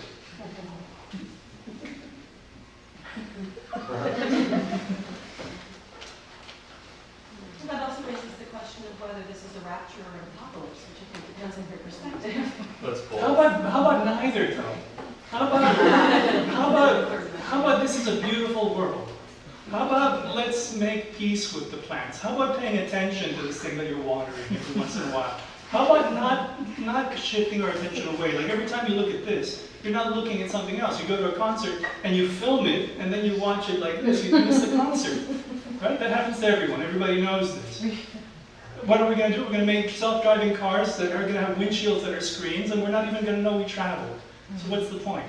How about the opposite? How about using all the very same technology for the things that actually enhance us? There's no apology. I'm human. Sorry, that's what I am. If I evolve into something else in a few millennia, that's bigger than a millennium, then fine, you know? And let's get off the planet, no problem. You know, Elon Musk, fine, let's go.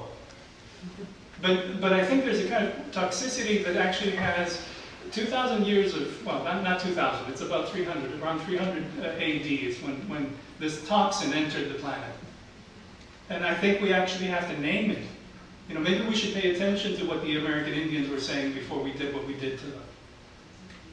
Because they were actually balanced. What if we didn't destroy them and we gave them technology with their value system? That would be interesting. That would be some sort of singularity to look forward to. I think it's really interesting that everybody talks about technology in one way or the other, positive or negative, but then, everybody uses it. So what would happen if we were not, if we were not using all this stuff that, it's again a problem of capitalism in the market, and how are we not going to fall into that trap, or, that's the question, because, we just sucked in by it and become addicted and slave to it.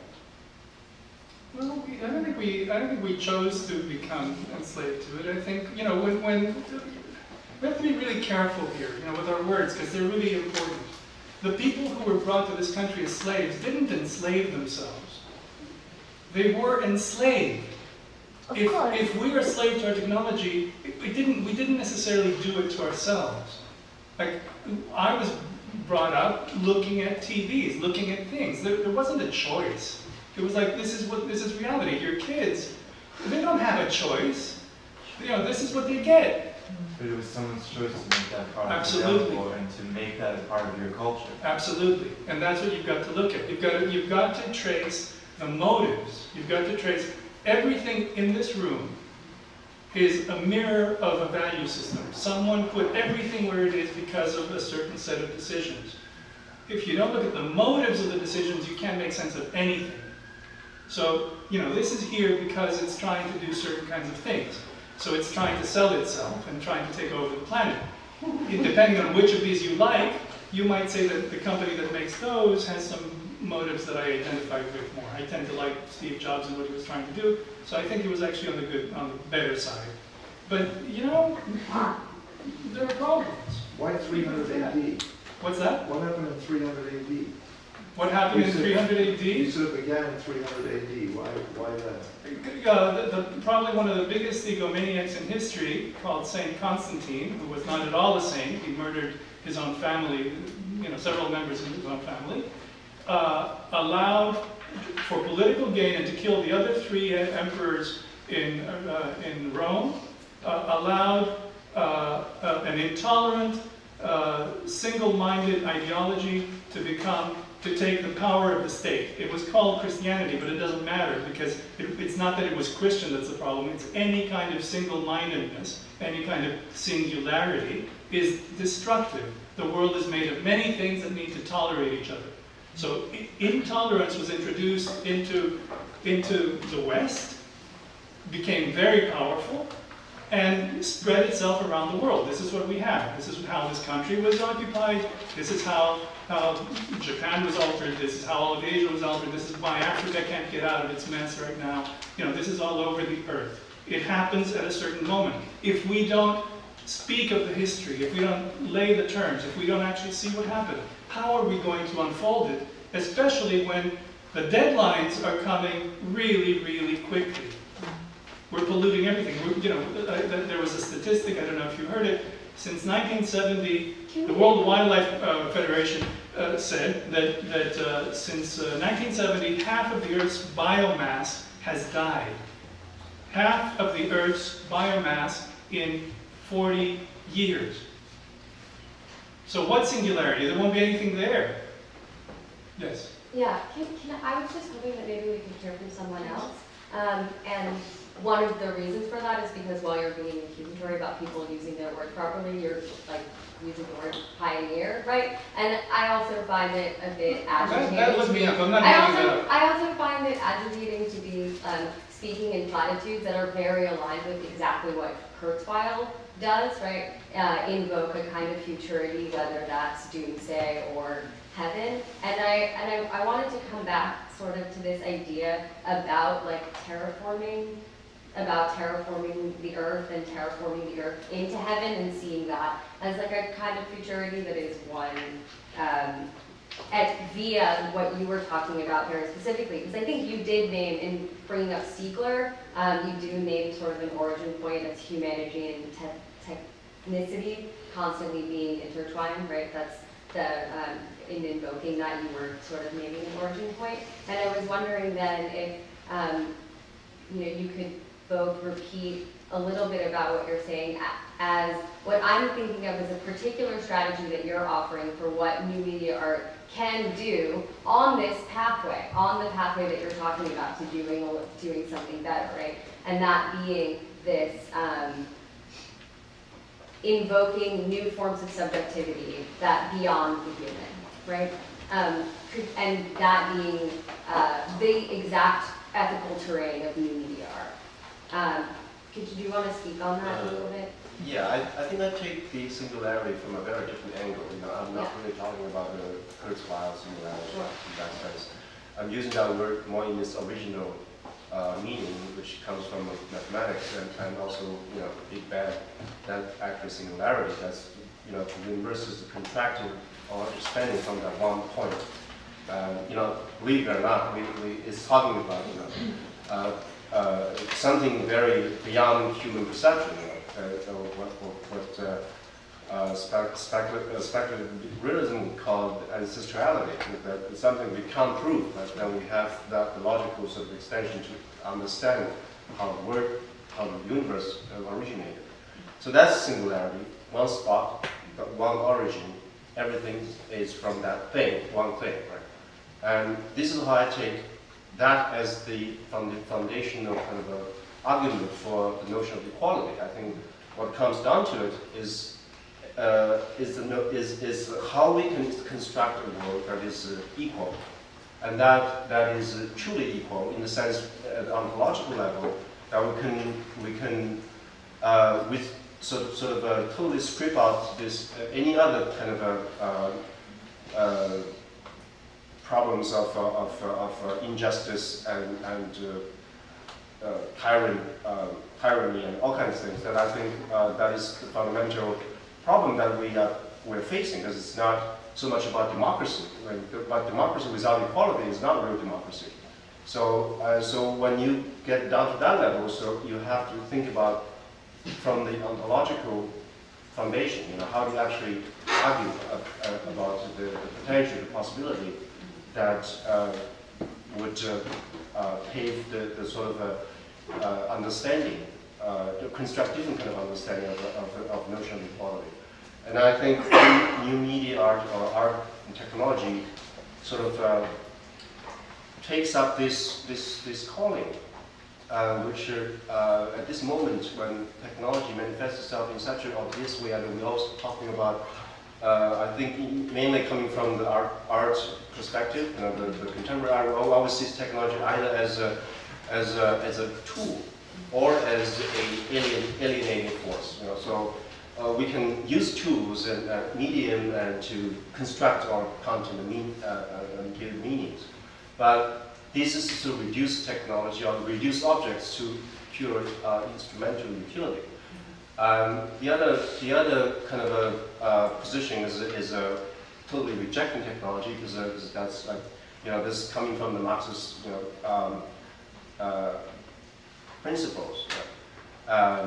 That I think these are all, in my opinion, that it's the problem that I have mentioned earlier in my paper, that it is the misconstrual of what technology is. Technology is the making of humanity. That's without we come from that. What's defined us from any other things is technology. So what Spiegel was talking about, inside and outside, is the same thing. One is the other. So that's my argument, is that all these things can boil down to a single origin.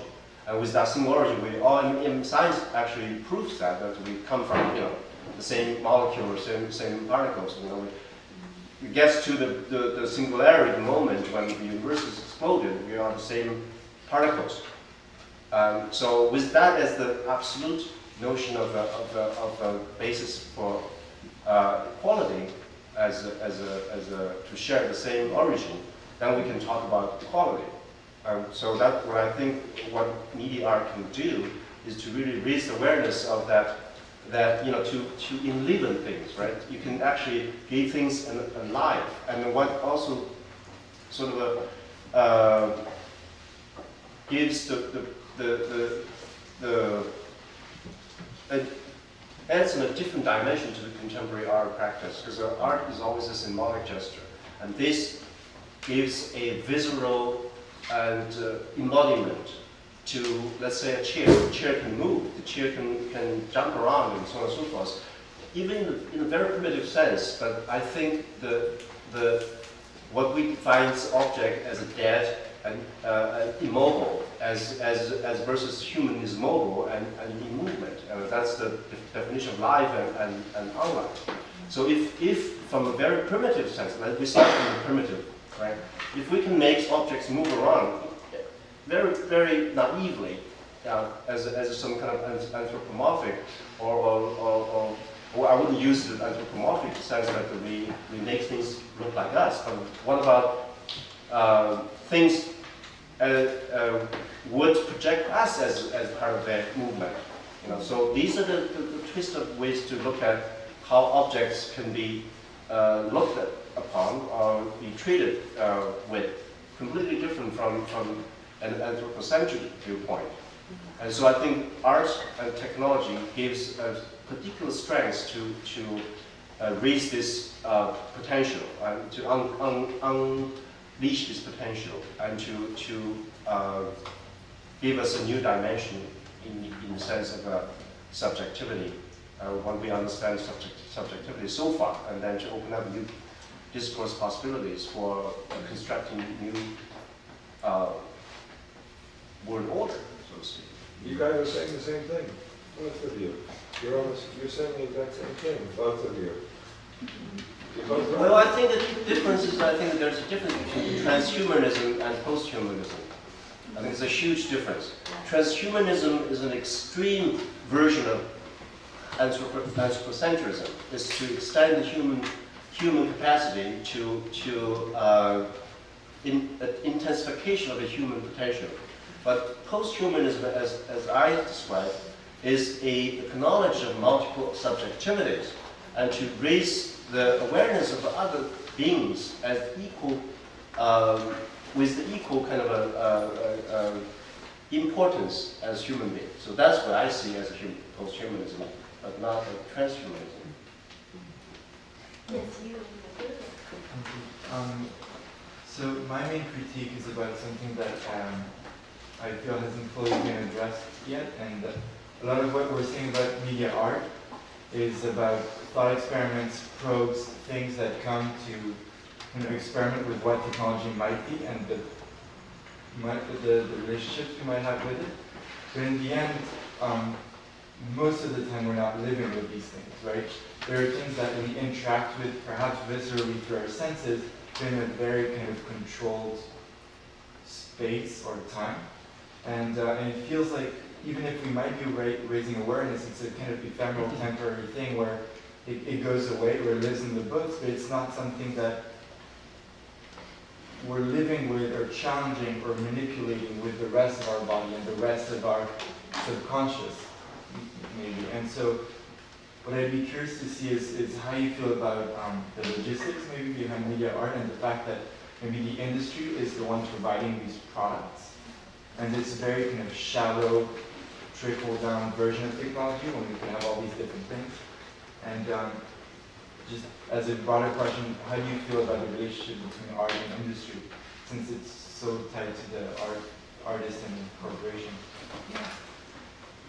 I don't have the answer to your question.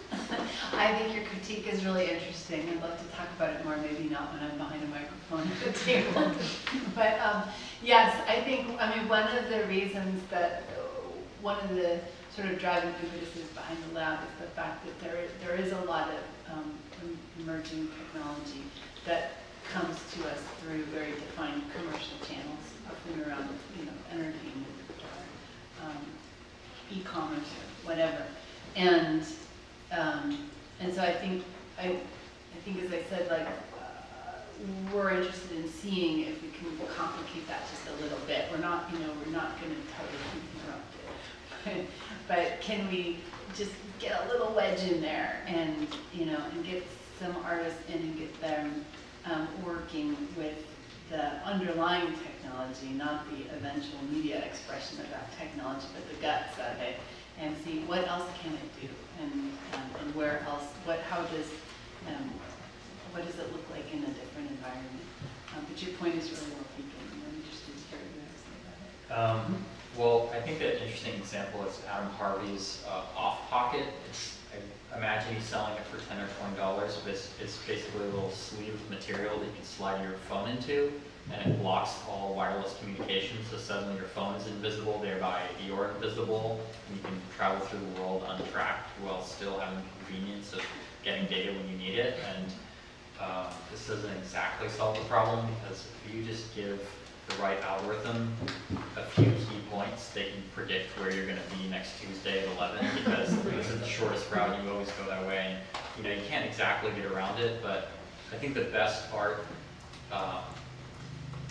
lives in our lives, and it is a part of our lives. And I think if you see something that seems like just a metaphor or just a symbolic thing that's kind of an experiment, to try to take some lessons from it and integrate it into your life. It's really a shame. I love that we have water to drink, and I love water. I'm very happy for it. But this company is like one of the most evil companies on the face of the earth right now. Nestle is not a good thing in the world. I hope that maybe if you own stocks in it, you can sell them. The CEO wants to privatize water. Water should be a fundamental human right. We need it to live. Water should be free access to people, and this is all going in the garbage. Hats off to everyone organizing it, but maybe next time we can get cups or something. I don't know. But it's little actions like this. It's just being aware of the fact that we are embedded with all these objects around us, and we are co-creating this world, and we need to make like little choices to be delicate with the earth. It's the only one we have. It's kind of crazy how revolutionary the ideas, the revolution will come out of the LACMA's media lab. It's sort of interesting. Did I say that? I definitely don't. but these ideas are quite revolutionary. I mean, you could be sitting in Egypt or many places in the world, and you know, the revolution begins with art in a way. I do think one of the pleasures of this project within the context of the museum goes back to something like you said, where we always have a tendency to think our moment is the defining moment. It's the pivotal point in the history of humanity, and everything's going to change now. But when you're in a place that's preserving thousands of years of history, you know that people have thought that for thousands of years. It was the invention of the book, or invention of a new religion, or invention of linear perspective, or whatever. And we're always sort of struggling with mortality and our revulsion about mortality, our desire to find the next great thing that's going to make us last forever. And I definitely hear that in conversations about technology in ways that resonate, all the way back to ancient times, if you really delve into that history through art. So I appreciated the breadth of your comments. Love to have your reading list. Michael? Yeah, I was just going to say, I think the awareness that art brings is really, important, and goes without saying that we're all here because we're interested, in art. But I think, a question of mine is, where does all this technological innovation go if we don't change the property relations or the class structures in general? We could all be doing things that might actually help that. And I'm just, I think it's really important as artists and scientists to get together and talk about that, but is anyone I think crowdfunding is amazing. It's got a lot of problems and it produces a lot of terrible things. And probably, someone could hammer me for that, but it allows the common people to rise up and bring things into the world that we need that aren't driven by the 1% of the 1%. So if you have a good idea,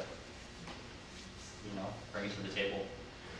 But I wanted to sort of comment on that a little bit. So always, I think in the last 40, I would say 40, since 80s, or particularly in the 90s, artists seems, being an artist seems to be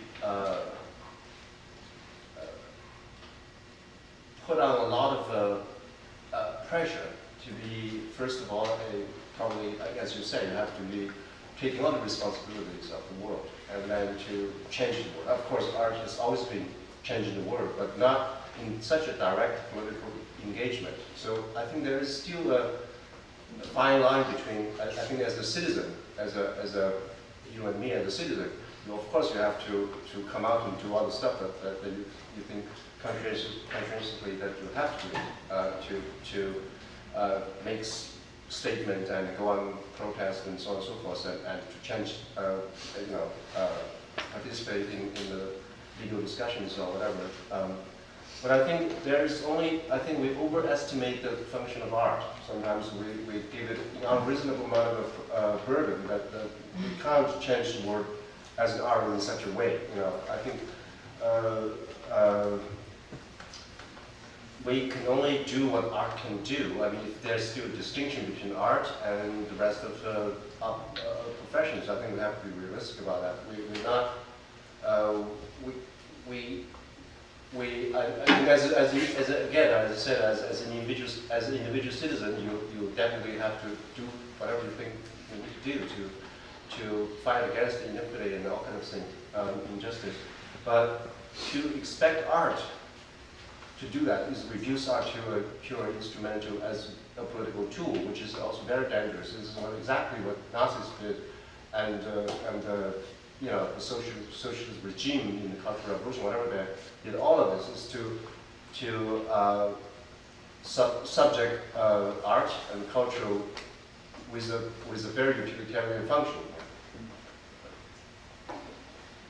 But I got to say something. I think one of the perspectives that's problematic problematic is that art disassociated from life is problematic. When you recontextualize art as a function of life and creativity as one of the functions of human beings, then it's integrated in a way that the singularity that you spoke to then gets a chance to manifest and actually get to be the, you know how Gandhi said, be the change? It gets to be that kind of reality. I think one of the things that's problematic in the Western context is that we have these categorizations of how to be whatever it is that we choose to call our work. But and I don't want to oversimplify this, I happen to come from a cultural perspective that says when art is integrated in life, the meaning of human beings have such a relevance, and the objects that they create, whether utilitarian, entertaining, or whatever, functional, whatever it is not disassociated from the beingness of being human. And so that's what I think, and it's not giving too much power to art. It's the power of being human being. It's the power of being creative. It's that divinity that gives us that connection to that singularity that you spoke about. That's the power for me. Just something to think about, another point of view. Thank you for saying that. No, it's not at all. I agree with that entirely. But you see, this is the what you're doing is you're putting your finger on the problem. I agree with you entirely. But the position of, let's say, to engage again the post-human, is that you can't do that because the human doesn't exist. I gotta tell you, every time you say transhuman and post-human, I cringe. Because the idea of me not being human, I think of it as evolution. Well, you know, what's wrong with having the capacity to have no limits? What's wrong with that? Can't we have another language that's a little bit more, that keeps me human? You know, I have a good relationship with machines. I like them.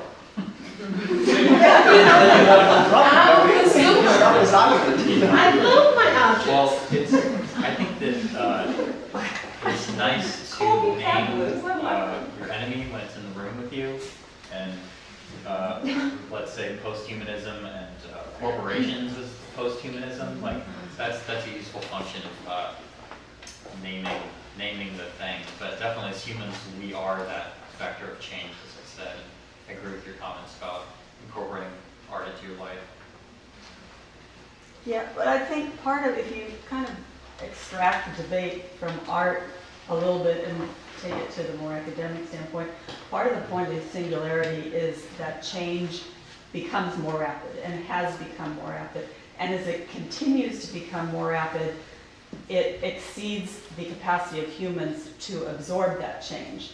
So then the question becomes, if humans can't absorb that change, do you start changing humans?